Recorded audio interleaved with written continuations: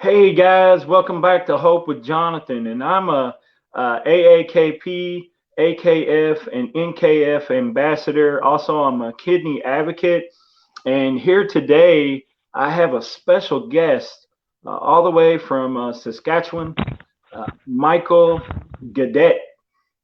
How's it going, Michael? It's going really good. This is my disguise for today. I mean, this is Halloween Eve, right? So I felt I better dress up a little bit.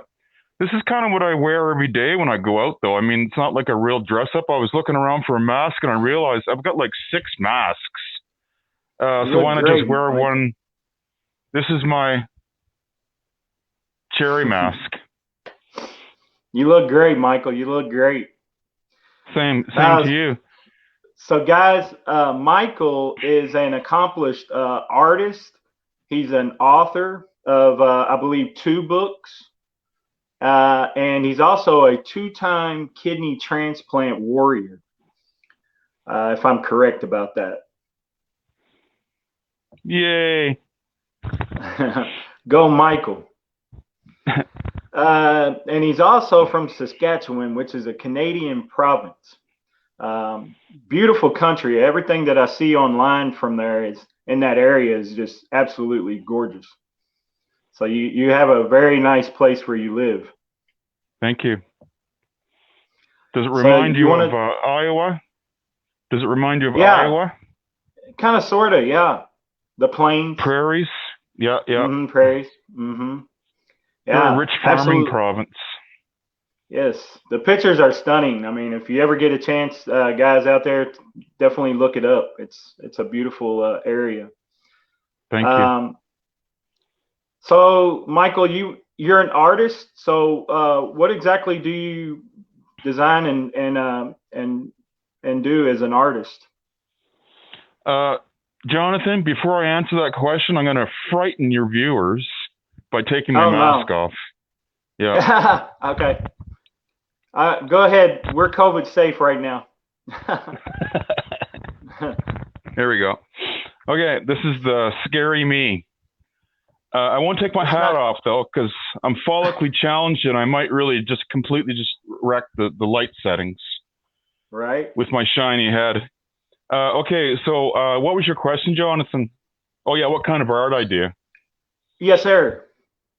Well, most years I get a commission to do a big mural, which is kind of the big game of art commissions. So, Right.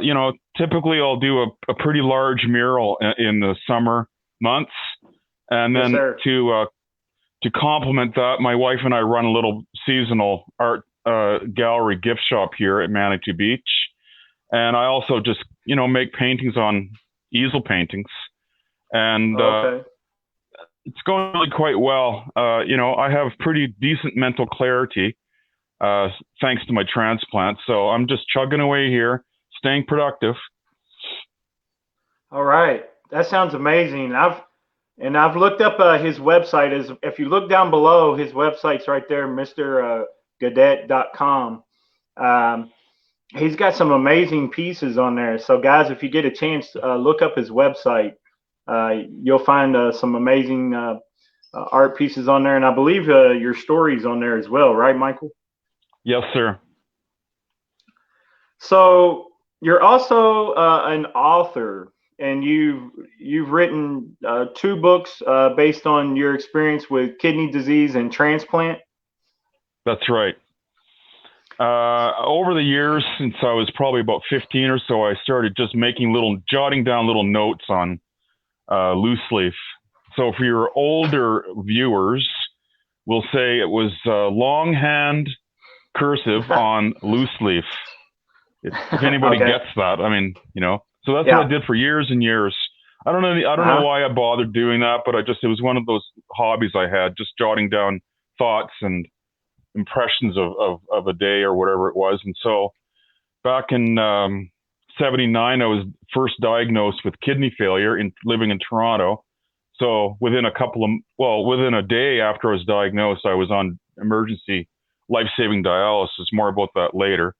7 months after that, my brother stepped up and donated a kidney, which lasted for 34 years, which actually is Wow. it's a longevity record in Western Canada. So all our listeners that haven't got to set 34 years yet, and believe me, there's lots that have exceeded that. But if you're just in the first year or so or a decade or whatever, have feel good, because your chances of doing really well are excellent. Just mind your Right. meds and listen to your doctors, drink lots, etc. But anyhow, Right. in 2014, I ended up back on dialysis because the kidney that I received from my brother eventually conked out. Mm. And when I went back on dialysis in 2014, Jonathan, I decided, or rather, I thought that seeing as how I was back on dialysis and I had really my health had been declining for a good few years prior to that, I thought to Right. myself, gee, now that you're back on dialysis, or now that I'm back on dialysis, I don't even know if I'm going to survive long enough to get another second transplant. So I thought, if you're going to write that book, you better get off your hands and just focus and stay on task and get her done. So I grabbed all Right. those papers, went out and bought a laptop, started typing, transcribing the notes, and it took about a year to do that, to come up with the rough draft for my first book, and then another whole year of editing, proofreading, and then finally I got it published in year 3. But I'm here to say that it was well worth the effort, although it was a lot Oh of yeah. work. For sure. And my first book has been published, and it's called Dancing with Rejection: A Beginner's Guide to Okay. Immortality. And Okay. it does touch quite heavily on the whole story of the sickness leading to getting a transplant, the Right. triumph of that transplant, which a lot of our listeners will relate to. However, it also talks, it's just kind of like, sort of like the backbone of the book. And then it also talks about people I met, experiences I had, and some of the bigger projects that I landed from, age, say, 20 all the way up to 35, 40 or whatever it was. And Right. so it's almost like a how-to book for the aspiring professional artist in a way. But, Okay. I had no expectations. All I wanted to do was get this book published while I was still alive to do it. Otherwise, I knew all these cool stories would be lost forever. I mean, that's the bottom Right. line. Just turns Yeah. out that it's already sold well over 1,000 copies. And in Canada, I don't know about the States, but in Wow. Canada, 2,000 sales is considered a bestseller. So I'm over halfway to a Oh bestseller wow. status with that one book, which is kind of cool. It wasn't really my intention, but Yes. every every little while we sell a bunch, or sometimes it goes to a book club for reading, Right. and it Right. was just extremely satisfying to get that off my chest. Very satisfying. And so Yeah. it's really well edited. I would even go as far to say as the book is in air quotes pristine. I challenge anybody out there to find a typo in that book. I don't think you will, Oh yeah, honestly. because editing and proofreading, yeah, for sure, it goes a long way, right? I think it took longer than writing it. Yeah. So yeah, that's for Yeah. sure very, very important. Well, I mean, that's yeah, so go amazing. And ahead. where can we find your books at? Where can we find your books at? The easiest place to find the book is really just to go to my website. Okay. There's Okay. links there that you can purchase it from a bunch of different sites, but the main selling links are on my website. Here, I'll show you what the cover looks like. MrGuadet.com. That's right. Mm-hmm. So yeah, that looks pretty clear actually. I'll just like that. There's the book. Oops, Dancing with Rejection. Okay. And the cover features the Okay. artwork Okay. of a patient getting up from bed to a wheelchair, to crutches, Yeah. to cane, Uh-huh. and then walking off. And you'll notice that the last figure has a kidney transplant in his lower abdomen. So that's kind of geared Okay. Yeah, I towards see that. the recovery of transplant patients. Yeah, that's really cool. Thank you. And Michael have a Facebook group, right? Yes. We started a Facebook group, my wife and I, probably 6 years ago now, called Kidney Support. And there's like, I think it says dialysis, transplant, and something else after that. But Kidney Support will get you there. And, you know, we thought at the beginning that we might have a handful of members because, I mean, if how I was feeling was any indication, chances are that people out there that have kidney failure and or are on dialysis probably won't be feeling like all that energetic and peppy to join a Facebook group. Man, was I wrong.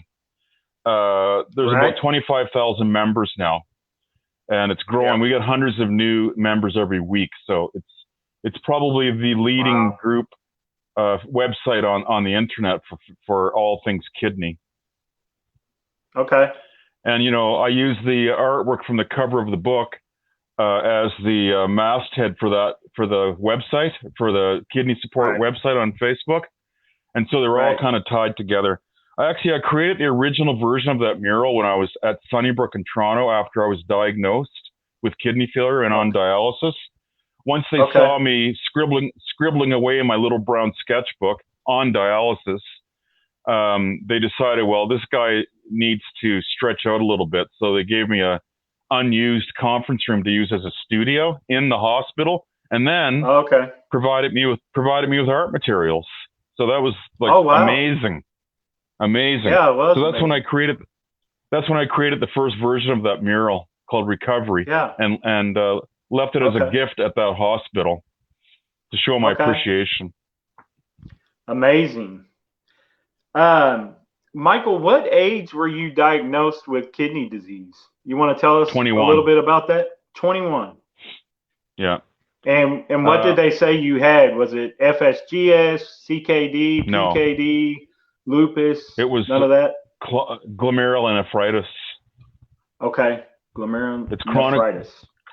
Yeah, chronic glomerulonephritis. And I probably didn't quite pronounce that right, but it's I've tried to pronounce it correctly now for going on 40 years, and I still haven't quite wrapped my head around it. So is that glomerulonephritis? Is that basically like inflammation of the glomerule?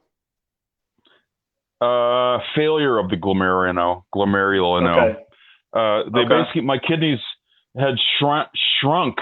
They were only the size of walnuts when I went in to have a checkup. Walnuts. So I was down to like 0 kidney function. And you know, I bet you that was the first time I saw a doctor in 10 years. Some guys, I don't know about ladies, but some guys, they just never go for a regular checkup. And the horrible thing about kidney failure, you're one of those? Yeah. The horrible thing about kidney failure is when you have kidney failure, it affects your mental health as in your brain function, because your brain is filled with toxins. So you can just shrug off how terrible you're feeling. Yeah. Because your brain isn't computing that, you feel like crap, you should go see a doctor. It's like, another day, feeling like crap. So that's what they said. They said you got here in the nick of time. I think you could relate to this, Jonathan. When I got to the hospital, they said, how did you even get here on your own 2 feet? Like you should have been in a coma by now. Because they've never seen anybody with those levels of toxicity walk in. Right. Yeah. And I actually covered the story. I can definitely sympathize with you. I can definitely sympathize with that. Definitely. Yeah. Well, you told me that, Yeah, my potassium was like 9, which is that's high. Just way too high. My toxins were just off the charts. All of my levels were just horrible. And I much like you, I had 0 kidney function. 0. Wow, that's dangerous. Yeah. Yeah. Did you realize? Did you know you were sick? Yeah, I mean, I had the flu-like symptoms is what I thought, but the strange thing was I couldn't even put on my shoes anymore. I had swelled out so much that my legs and my ankles had kind of formed together, and I couldn't put on my shoes anymore. Wow. and that was about a day before I ended up in the emergency room. And I started having problems breathing. I couldn't breathe anymore, in a normal capacity, and my heart rate was, really out of control. And I'm giving you guys this information because in case someone comes across this video and is having some sort of symptoms of kidney failure or kidney disease, definitely don't hesitate. Yeah, get checked out. Definitely a simple blood test. A simple blood test. If I had been going to the doctor correctly and getting, checkups like I should have been, I would have been able to, probably stop this from and prevent this from happening, but or slow down the progression of kidney disease. But like Michael said, I was one of these stubborn ones that never went to the doctor, didn't shrugged off everything, ignored symptoms, and but yeah, I can definitely sympathize with your story. Well, I really encourage everybody that's listening to or watching, just go to the doctor once a year, even, because if the key to preventing or helping to alleviate end stage renal failure is catch it early. If you can catch it early, like Jonathan just said, you might even be able to avoid dialysis and a transplant. But maybe you just need some penicillin or whatever. But at least you'll know. Instead of just feeling kind of not right for could be years, you can find out a lot of information just by simple blood work with electrolytes. No doubt. Yeah. So, Michael, you're a two-time kidney transplant recipient, and you said the first one you got, you received when you were how old? 21. And then the second one you got at what age? Well, the second one I got in 2014, so 35 years later. So 35, 21, 56, I guess it is. But I got the second transplant. You got the first one from your brother, right? Right. Okay, which was, that was an amazing gift to you from your brother. It really was. So, and then after your first one failed, explain what happened after your first kidney failed that you got from your brother. Did you have to go back on dialysis? Yes, I did.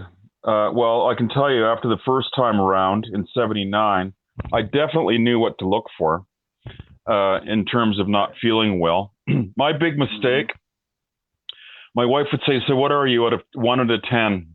10 being awesome and 1 being basically dead. Right. And I would always say, well, I'm about an 8, 8.5. But my big mistake was I compared how I was feeling after 30-ish years with a transplant. I compared how I was feeling versus how I felt before the transplant altogether, which was awful. So, when you compare those two, how I was feeling towards the end of my first transplant was nowhere near as bad as I felt before the transplant. And I really should have been comparing it to how I felt when I was healthy. It's not the same thing. Right. So really, if I had compared it to how I felt when I was actually healthy, I would have been more like a 3 or 4, not an 8. So I kind of, I wanted to last. I wanted my transplant to last. I did not want to go back on dialysis. And so I resisted until finally my daughter, Ilara, who's 31 and living in Edmonton, said to me, don't be a hero. If you're not feeling good, admit it and go back on dialysis, because really, folks, dialysis is there to make you feel better if you have kidney failure. And that includes the end of the lifespan of a transplant.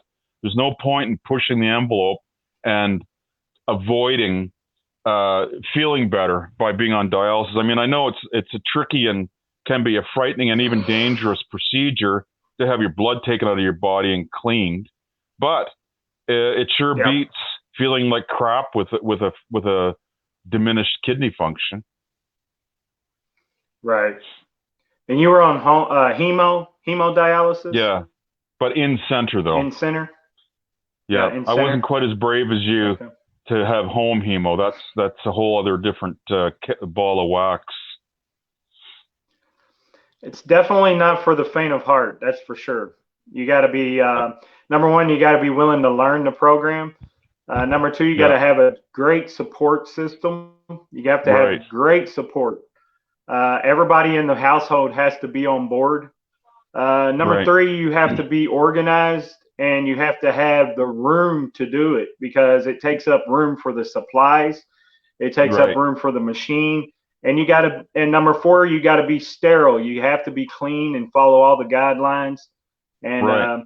like I said, the training goes a long way. But before you ever think about doing a home hemo or even peritoneal dialysis, you definitely should look at the pros and cons and do your research diligence.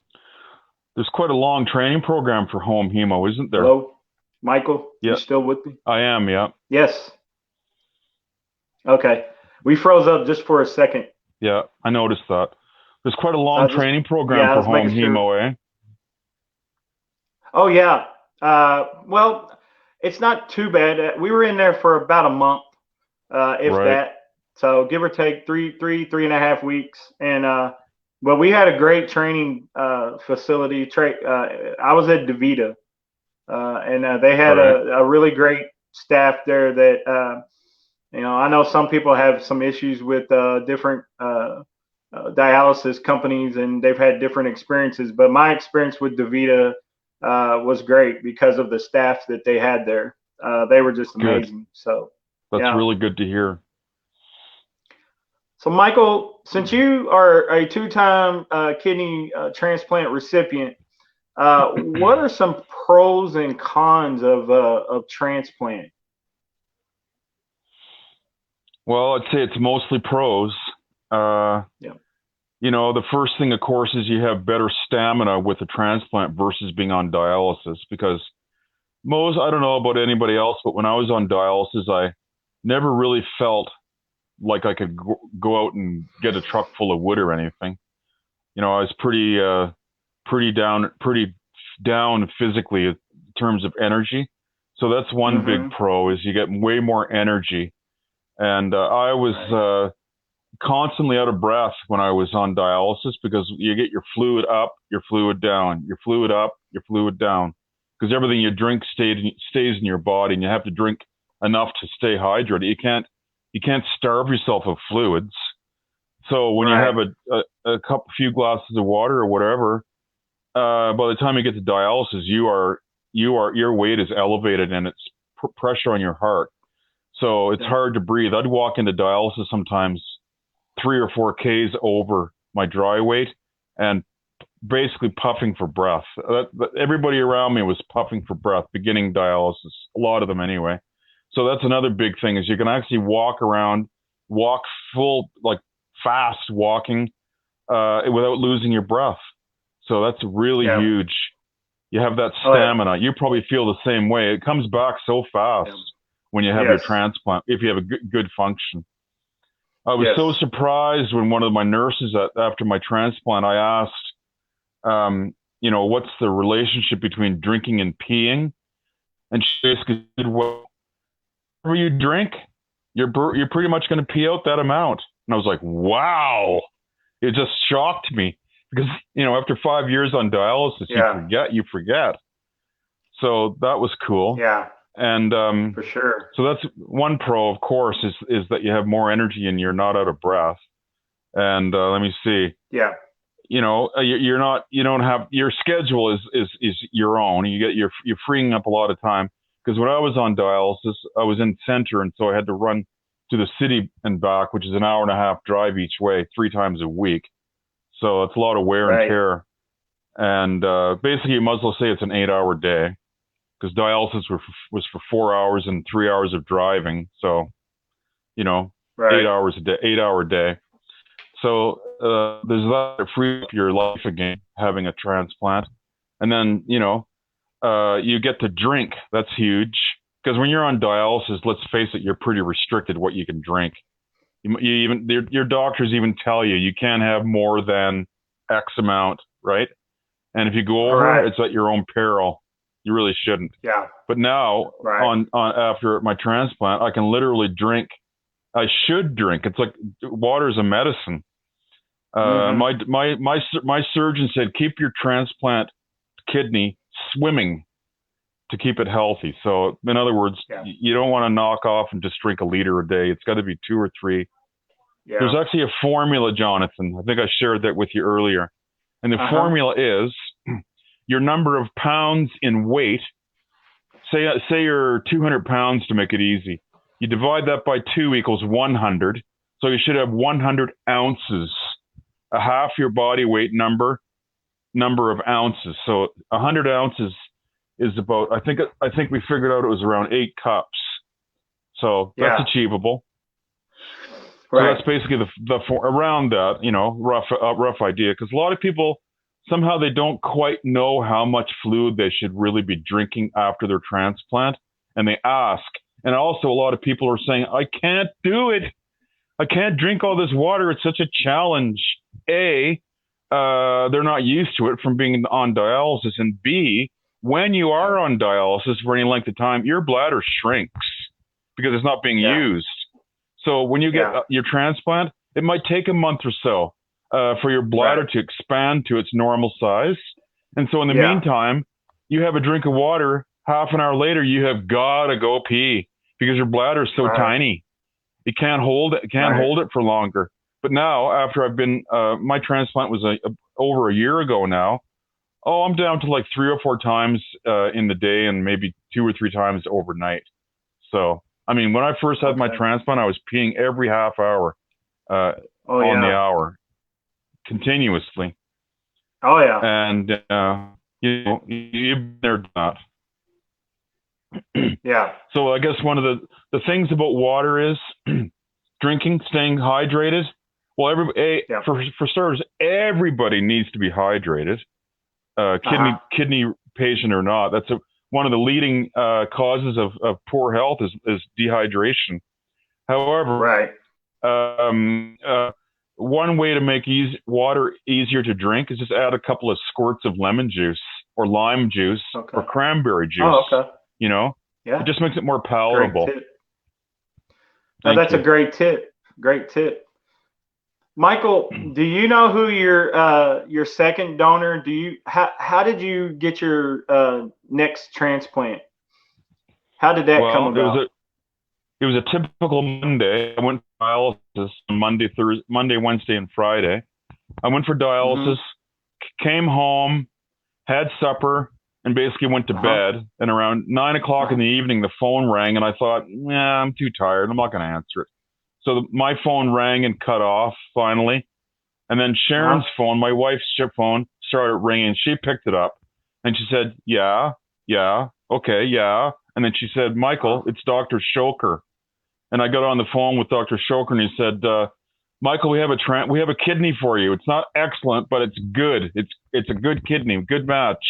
How long will it take you to get back here? And I said, how about an hour and a half? So we kind of had a bag already packed, and Yeah. we hopped in the car and drove in. And 3:30 in the morning, the surgeons came up and got me prepped up, and before I knew it, I was out. And then I woke up the next morning, or actually the same morning later on, with a transplant. It was just an absolute Oh, bolt out of wow. the blue, Jonathan. Wow. How about you? How about you? Did you get a late night call like that? Well, what happened was I got a call from a friend of the family that lived in Kentucky, which is about a 20-hour drive from where I live. I grew up in, Right. for those of you watching, I grew up in Louisville, Kentucky, which is one of the largest cities in Kentucky, known for the Louisville Slugger, the Kentucky Derby, all of that type of stuff. If you're not familiar, but anyway. I got a phone call from a friend of the family that she was telling me that her brother was passing away, and I have been friends with this family for most of my life. We attended church together. We had family activities. We knew each other. We knew each other's families for years, and Mm-hmm. they convened together and met together. And since her brother was listed as a donor, as a registered donor on his driver's license, they were able to actually direct donate me his kidney, one of his kidneys. And Wow. I won't go into details about the reason why he passed, but for the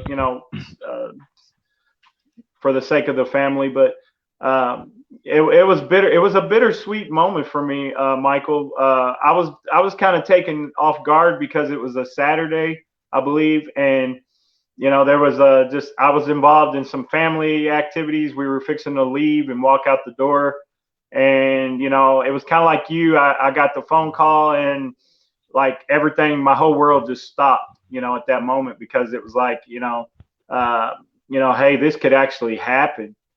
And I immediately told her yes, for sure. She asked me if I would take his kidney, and I was like, for sure, it would be an honor to take his kidney. And then I got off the phone. I immediately called my advocate, Kent Bressler. And let me just give a little shameless plug of www.kidneysolutions.org. He is he's my mentor and advocate. He advocates for a lot of different kidney patients here in Kerrville and the local area, even in different multiple states. And but anyway, Kidney Solutions was advocating for me, and yeah, but to make a long story short, I ended up getting a phone call from Transplant, and they asked me if I knew about the kidney, and I was like, yes. And that phone call was at like midnight. And then they said, can you be here at 6 a.m? And I said, yes, I'll be there. Michael, I didn't get a wink of sleep. I tossed and turned all night because, for one, I was so excited, but then I didn't, I was anxious too because I didn't know what to expect. This is my first transplant. And then, of course, with the COVID-19 going on, I was a little bit apprehensive about that. So there was lots of things, going on in my mind, but I got in and everything went as planned, and everything went awesome. The team and staff at Methodist Specialty and Transplant in San Antonio is who did my transplant, and they've got this down to a science. There, they do so many of them per year that it just seemed almost routine for them. I was treated excellent. I had excellent care. And I was in and out of there. I think I was there for 4 or 5 days. Wow. And they got me up and walking the next day. Yes, that's good. They got me. The quicker they get you up and going, and to get the blood flowing and all that stuff, and even the better. So you don't get stiff and all that. I believe that helps, also with the kidney function, getting the kidney to, start functioning. And I think you're right. You're right. Yeah. But the main thing that I've gotten used to is having that kidney right here in the abdomen. So it's on my right side of my abdomen. So, that was the odd thing. I guess that was the most peculiar thing that I had to, get used to, was this odd, kidney now that is in my abdomen instead of, in my back. And it's kind of funny when I explain that to people, they kind of look at you like, you have a kidney in the front now? And I'm like, yeah, I have a kidney right here. So that's where the void is. Yeah. There's a little void there that permits them. Do you feel like a lump where your transplant is? Like the size of your hand? Can you feel it? Yeah, I can feel it, and it has almost like you can almost feel a vibration, or maybe like a little bit of a heartbeat sometimes. I don't know. If I rub it the right way, sometimes I feel a little almost like it's functioning. But I was pretty swollen though. When I came out, I had a pretty good size incision, and then I was kind of real puffy in that area. I guess I had still a little bit of fluid retention, but it took a day or two before the kidney, they said, kind of woke up, because of So it didn't. I mean, it took right away, and there was no signs of rejection, but it took it, about a day or two before it really like engaged. Mm-hmm. Because my levels weren't exactly where they wanted them to be, and then like about the third day, all of a sudden, um, like I could tell that some changes were happening because I was having to get out of the bed and go to the bathroom. So at the hospital. And so that's Right. when, the kidney really engaged and started, taking over. So they finally, let me go home. And Well, that's good. much like you, when I got home, I was urinating like all the time, like at least every hour and a half to 2 hours, I was having to rush to the bathroom, That's right. because I was just, getting rid of fluids and whatever toxins that I still had in my body, maybe that, was not had been, I had accumulated, uh, you know, I hadn't had a dialysis now for going on almost 2.5 months, which is That's awesome. just amazing because, as you know, dialysis can be tough. And Yeah, it can be very so, hard on you.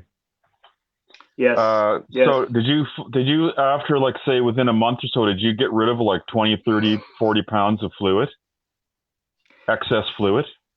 Well, no, I got rid of a lot of fluid on dialysis because I Mm. started doing the home hemo. And Oh, home hemo, I was doing 5 treatments a week.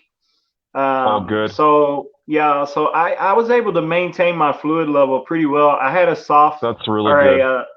I had a sweet spot of a body weight in kilograms at like 103, which was Right. and that if I stayed at 103, I was fine. If I went lower, my blood pressure would just tank, would just Oh drop. yeah. Yeah. Right. So I stayed around 103 kilos, which is roughly around it's like 224, somewhere around there, Yeah. 226. Yeah. Mm-hmm.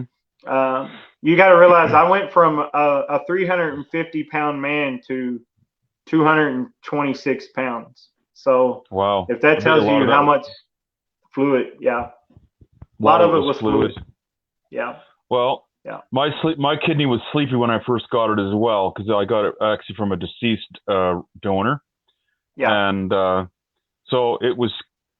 I think the first couple of days they put you on an IV to keep your kidney Yeah. hydrated, but in my case I wasn't peeing that much, so for the first few days after I had to go back on dialysis just to get rid of that fluid. It was so uncomfortable.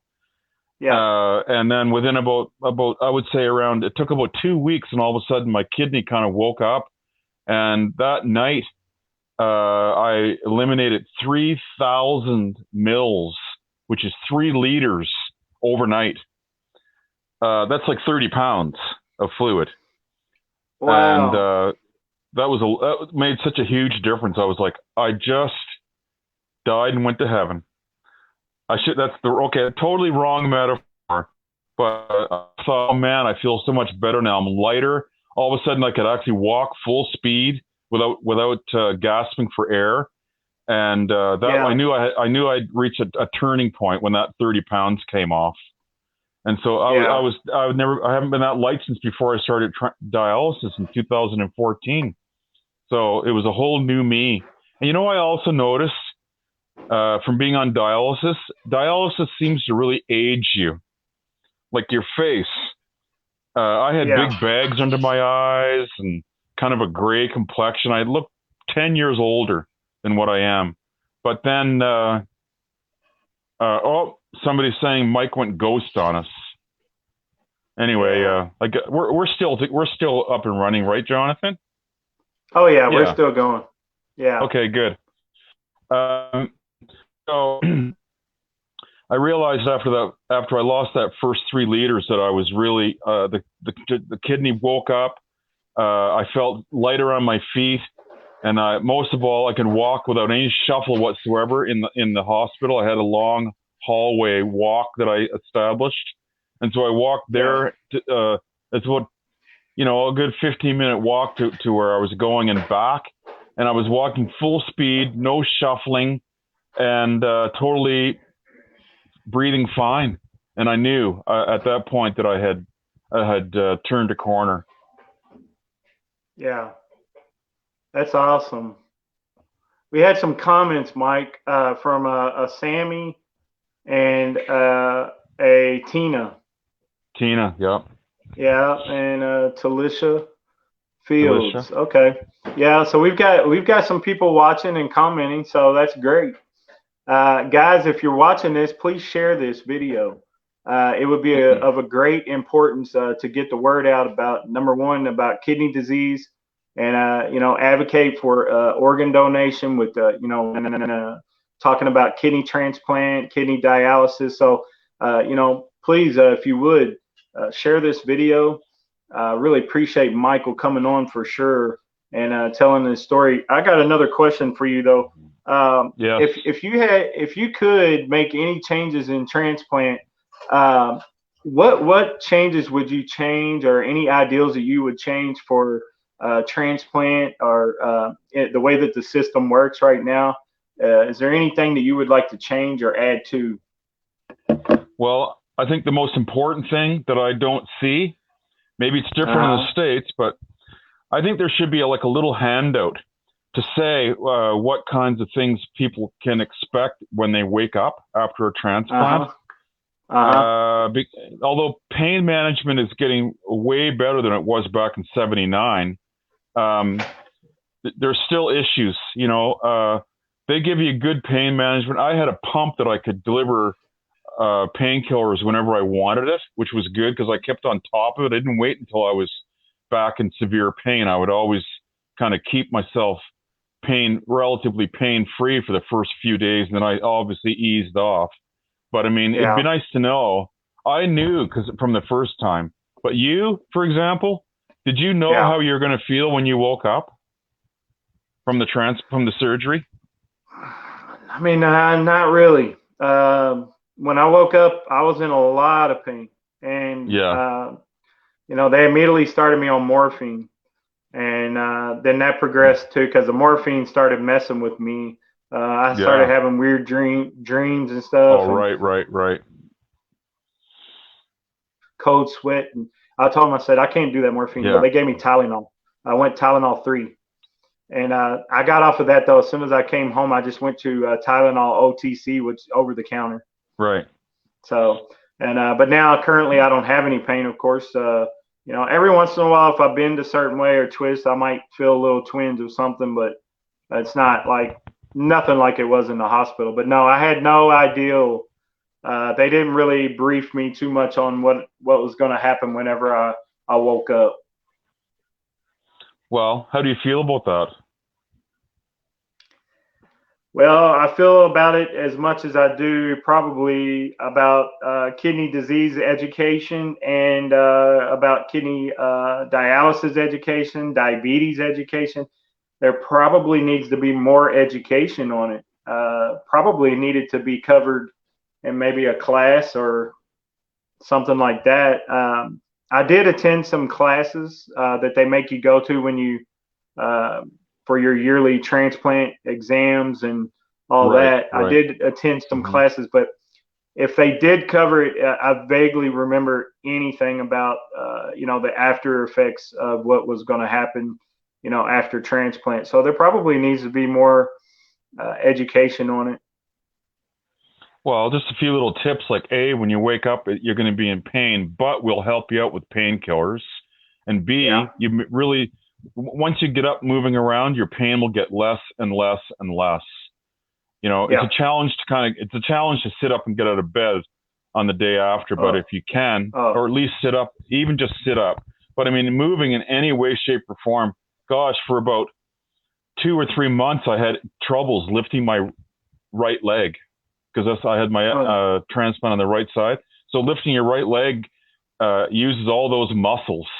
And yeah, I needed help lifting my right leg to get back into bed for a while. yeah, It's just, that yeah, one of those things. But I would say that's about the only real.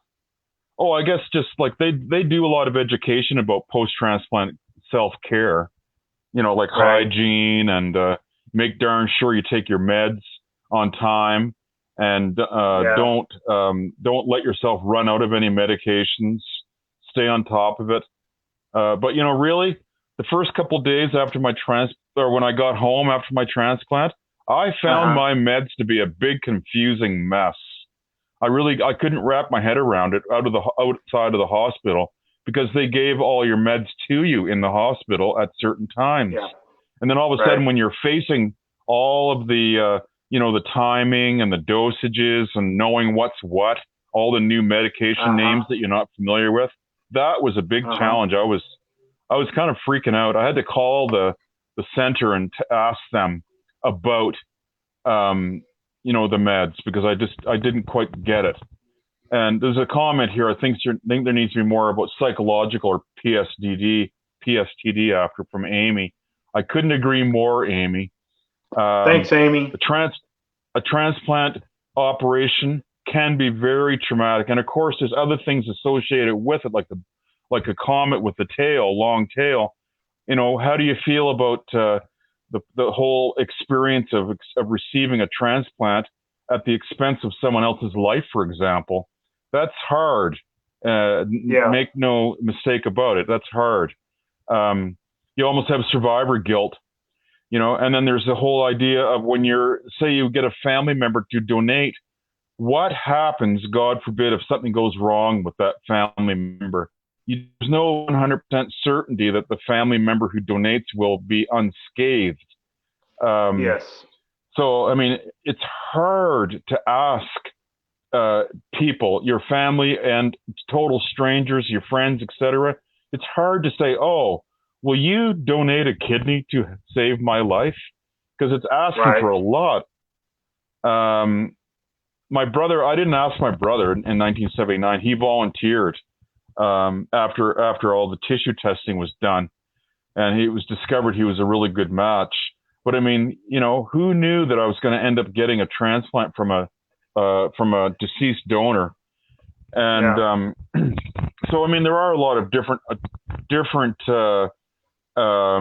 mental challenges associated with transplantation, and of course with dialysis, because as grim as it sounds, when you're a dialysis patient, you don't have any guarantees you're going to get a transplant. There are people on dialysis 10 years and longer, just because Yeah. their call hasn't come. I Yeah. think the survival rates are actually really good if you're only dealing with kidney issues alone.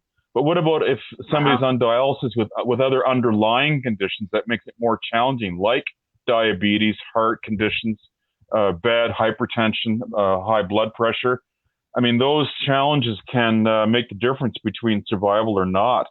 And, we do hear about people who don't make it to a transplant, but thankfully, the vast majority of people that I've had contact with do get a transplant, even if it takes longer than they would like. I was back on dialysis for 5 years.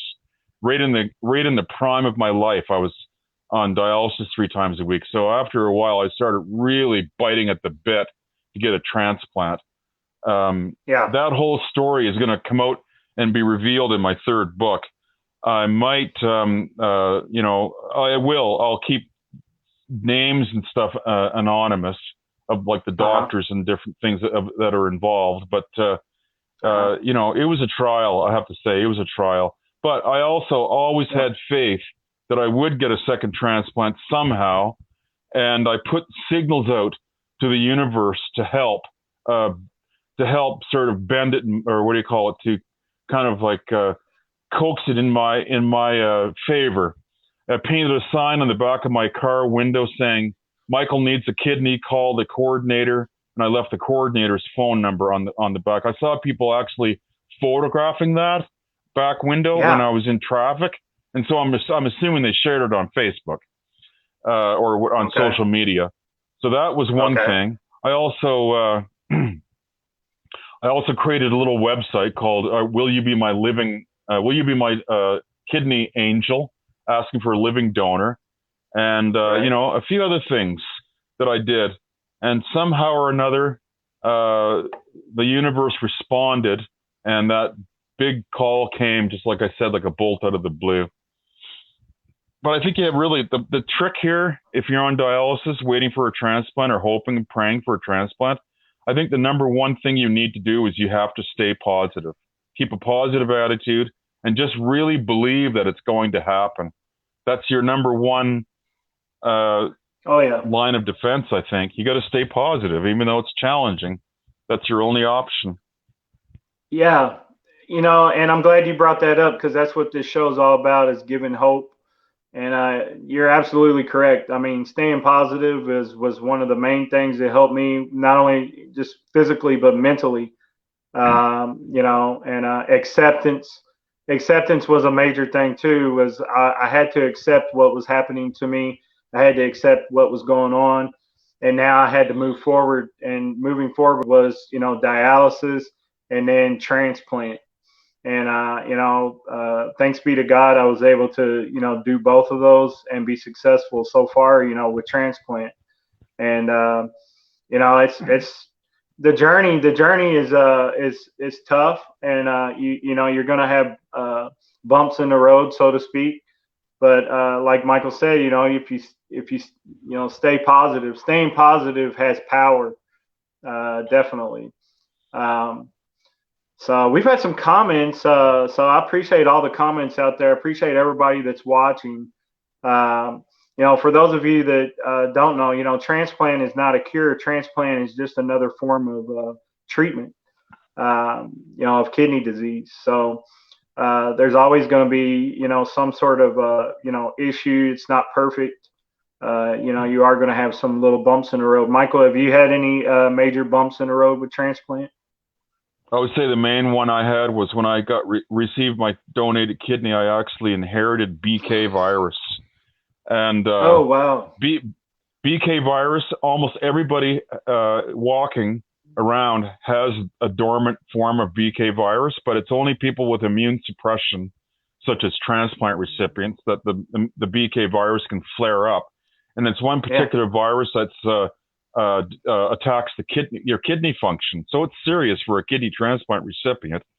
Now, they discovered this maybe 6 months out that I had the BK virus, and they started treating me with an antiviral medication. And I'm happy to say that after about 7 or 8 months of the antiviral medication, the BK virus is now killed.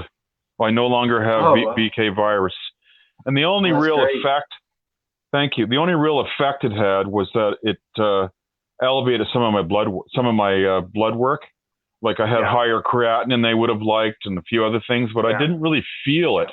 It was on the atomic level, but they were concerned because it can get out of hand. Lots of people have that viral virus, and they talk about viral counts in the millions, really. But what medication was that they had put you on? I think it was called, let me see now. I can't actually remember what it was, but it was something with statin on the end. Okay, so right now, like I'm currently on Bactrim and Valsite as antiviral meds. I think in a couple of weeks they're going to take me off of the Valsite, and then I'll stay on the Bactrim for at least 6 months. Right, I think it was actually Valsite. Yeah, that's right. That rings a bell. Yeah, they've had me on that since I left. Just as a precaution? I guess it's just customary. They put me on it when I left the hospital. They had put me on Valsite, and I'm only taking the Bactrim Monday, Wednesday, Friday, but I take the Valsite every day. And then I did breathing treatments there too. So they didn't put me on a steroid. So because I did the breathing treatments, then they stay on top of my labs. They stay on top of my labs. So if I need anything else, of course, weekly I'm doing a lab, so they can make changes and adjust meds and all that stuff. Right. They already had to adjust my Prograf. I was only on one Prograf. Now I'm on two. Right. So, I'm on 2 and 2. I take Prograf and Celsep as the immune suppressant on a rotating 12-hour schedule. So for those of you that may be watching or get a hold of this information, if you get a transplant, you have to take immune suppressants the rest of your life. in order to keep the organ healthy, so your body doesn't. When you're immune suppressed, your body won't attack the organ. But if you weren't taking those medicines, your body would naturally attack a foreign object that was in your body. And so you have to Exactly. stay on you have to stay on immune suppressants to suppress your immune system. On the flip side of that, it makes you susceptible to infections and things like that, especially like with COVID going on. So you have to remain safe and protect yourself by remaining clean, washing your hands, using hand sanitizer. I wear my mask everywhere I go, as does Michael, I'm sure. Yes. And it definitely makes you aware, doesn't it, Michael, of things like viruses and infections. Well, the protocol now with hand washing and wearing a mask is Mm-hmm. not really a big surprise.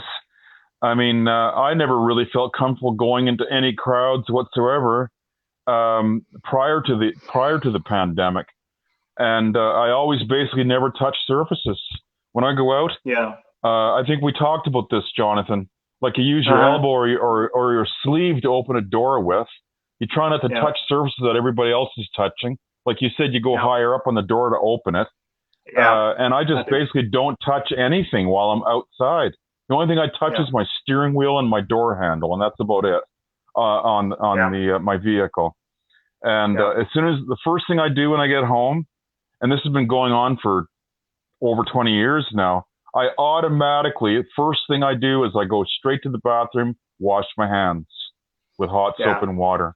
It's just an Yeah. automatic. And so, I mean, I guess mask wearing is a bit more exotic than just washing your hands, but for sure, Yeah. the heightened awareness with hand washing, I've always had that since my first transplant back in 1979. So I think this is a wake up call to the rest of the world that it's really important to have clean hands. Oh, for sure. For sure. And, We know that. oh yeah. But I think it's made us more mindful of this, and maybe we needed to be, exercising some of these protocols even before the pandemic. So, what I'm hoping is we should, be mindful of these things and continue to be mindful even after, if the pandemic slows down or they come up with a vaccine or whatever happens. I hope in the future that we'll stay mindful of, infections and things like this, viruses, pandemics, things like this. So I hope that, especially for transplant patients, we are always having to keep stuff like this in mind because of our immune system being suppressed. Well, it almost seems right now like there's a global immune issue because nobody's Mm-hmm. immune to the COVID-19 virus. So that means Mm-hmm. everybody now is in the same position in terms of being vulnerable to this virus. We don't have the immunity for it. So now Mm-hmm. personal immunity has become a global concern. We all want to be immune to this virus. It's Mm-hmm. going to take a vaccination, I guess. But in the meantime, keep your hands clean. Don't go in crowds of people and wear a mask and keep your 6 feet distance. It's like that is the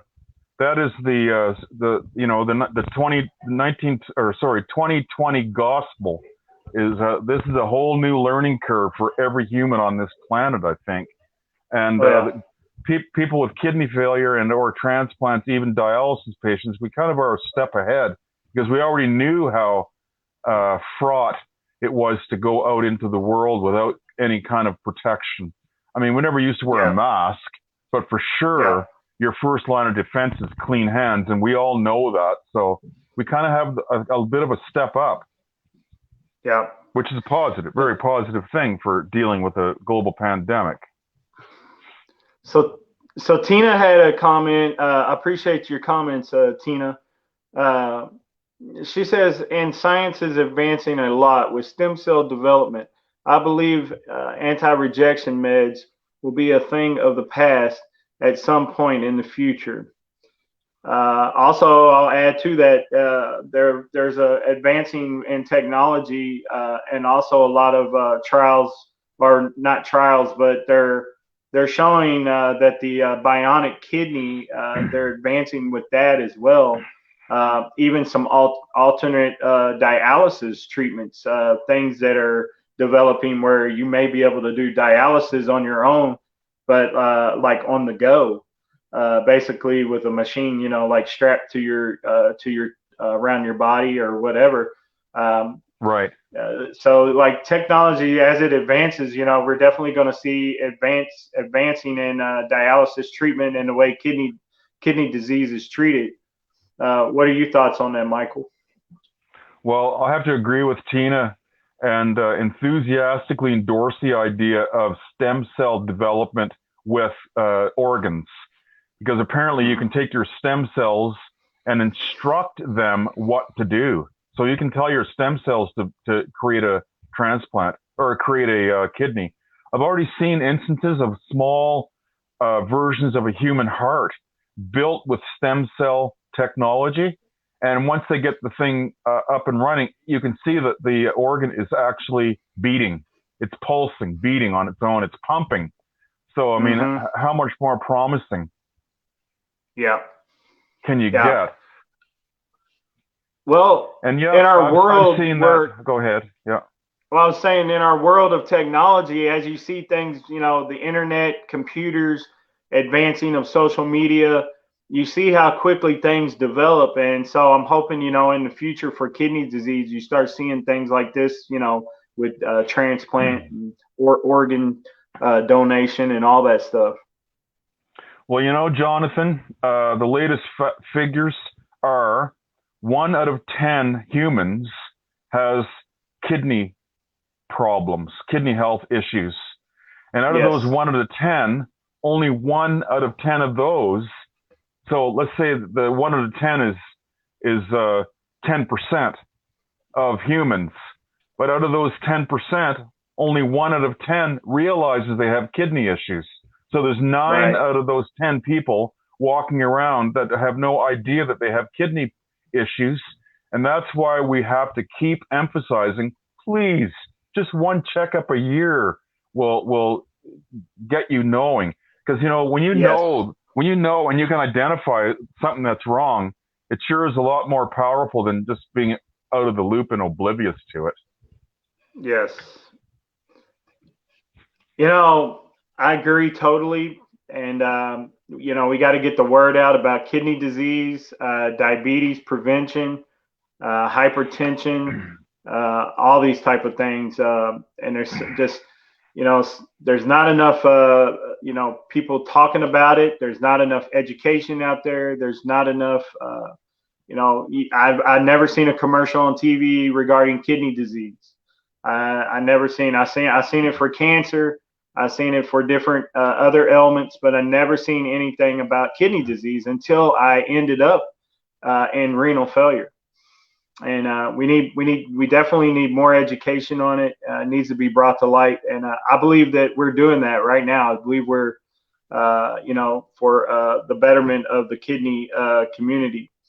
Yes. We're trying to get the word out and talk about these things because, like you said, I mean the numbers are staggering, and they add I think it's about 3,000 patients here a month to the transplant list. Wow, Which that's a is, I big mean, number. that's a lot of people. That's a lot of people, and there's not enough, as you know, there's not enough organs to go around. There's just not. If you are blessed enough to get a transplant, you need to consider yourself you need to be very grateful because there are so many people out there that are on the list. I mean, I see warriors 5, 7, 10, even 10, 15 years, doing dialysis, which is, amazing. I mean, those are, people that call us or me a true kidney warrior. That's fine if they want to say that, but I feel like, guys like you, Michael, especially being a 2-time transplant recipient, you're a kidney warrior. People that have been on dialysis for many, many years are true kidney warriors. That lifestyle is not for the faint of heart. Having to either go in center 3 times a week, or whether you hook up every night to PD, peritoneal dialysis, or if you do home hemo. I mean, it's not for the faint of heart, and it affects everyone. It doesn't just affect you; it affects the whole family. It's everybody has to be on board to help out. My wife and my kids would help me with my renal diet, because if they see me even decide to even try something that they knew was off of my renal diet, they would tell me about it. They say, "Dad, you're not supposed to eat that." And I'd say, okay. My daughter would even threaten to call my doctor sometimes. She said, "Dad, I'm calling your doctor." So, but I shouldn't it laugh, takes but yeah. Oh, that's fine. You laugh about it because it is funny. It's funny. going back to Yeah. going back to hypertension. Yes. You want to avoid hypertension, aka high blood pressure. Your number one line of defense is really try to seek out and avoid hidden salts. Anything sodium, anything nitrate, are hidden salts, and so that'll be your number one line of defense against hypertension. Is just there goes Tina again saying our food industry is killing our kidneys. The sodium alone in food. Well, here's a little tip for y'all. You go into a fast food place. I'm not going to mention any names. Chances are the burgers are cheap. The burgers are real cheap. And they're filled with salt so they can sell their pop soda, which is where they make all their money, selling drinks, right? The burger is kind of a lost leader. You go in there, oh, God, I can get a burger for $2.49. Whoa, grab a burger, eat it up. And before you know it, well, where's my drink? I need a large Coca-Cola. And so that in itself is kind of a double whammy for anybody that has kidney issues. It's too much salt, too much sugar, too much fluid. It's all food, also, it's all food industry related. The preservatives, the additives, the GMOs, the genetically modified organisms that they're now putting in a lot of the fast foods, even the foods they sell at the grocery store. I remember when I got diagnosed, we spent a greater part of probably an hour in the grocery store, maybe even longer, just reading labels, especially when I started. Because I had to completely change my diet. I mean, I got rid of dairy and cheese and just all kind of stuff that had been affecting me. So I basically cold turkey just gave it up. I just completely gave it up. I had to start being really aware of what I was eating. Beforehand I was a fast food eater, and I ate a lot of pizza, cheeseburgers, just all kind of bad stuff. So I had to. It turned into a total life altering event for me, and it changed my total mindset on what I was doing. So I had to make a complete turnabout. The diet itself it wasn't that it was hard, but every once in a while I just had that craving for something, like a pizza or whatever, and I had to really fight it at the beginning, so not get into more bad habits. I hear you. So the renal diet is definitely important. You have to follow that, or if not, your labs are going to tell for sure. They're going to give you away. Oh yeah. And you're not going to feel good. Oh yeah. Our general rule of thumb is we cook everything from scratch, and Sharon has a garden. So this time of year we're eating a lot of fresh produce. Of course, there's no hidden salt in there.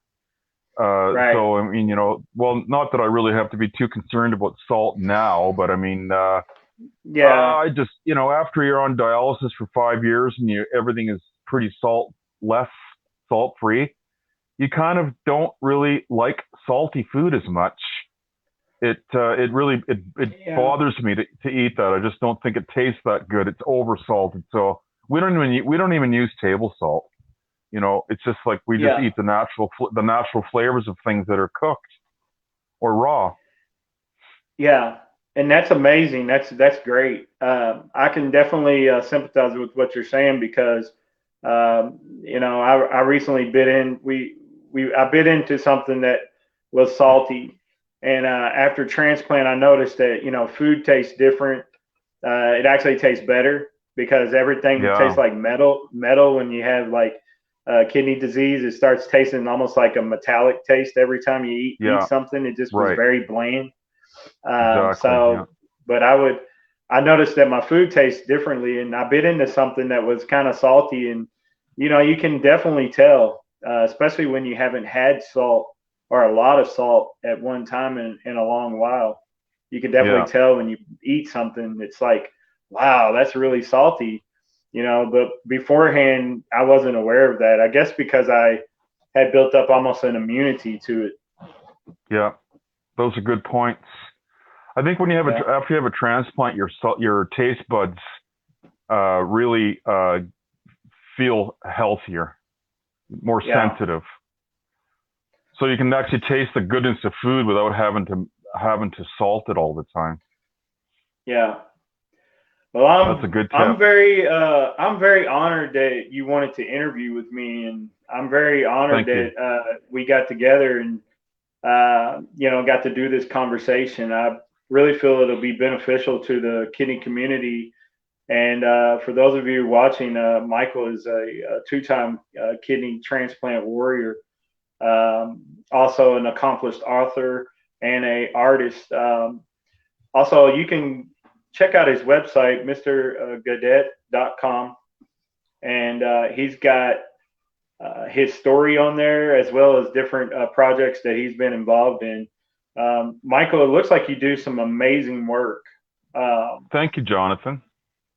and you guys have a gift shop there in Saskatchewan.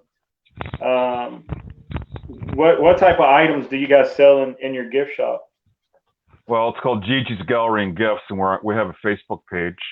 We're open Uh-huh. seasonally. I think this is our 12th year, and we Hmm. basically have a lot of Saskatchewan products from Saskatchewan artisans, and we also, my Uh-huh. wife and I both paint, and so original paintings are there, and we also have my two books for sale and a bunch of other different books from local authors as well. So yeah, it's a modest little enterprise, but we enjoy meeting the people that come. This year is a little different and strained with COVID because we had Yeah. a certain percentage of people basically showed up without a mask and refused to wear one. So Sharon just says, "Well, I'm afraid you're going to have to leave because my husband is immunosuppressed, so you can't walk in Yeah. here without a mask on." So I mean, Yeah. but towards the end of the summer, we found the ratios shifted, and by the time August, September rolled around, we were getting probably 80% of the people arrived with a mask, prepared, because really, Hmm. it's like the polite thing to do now is when you go inside the business to wear a mask. It's the new Hmm. reality.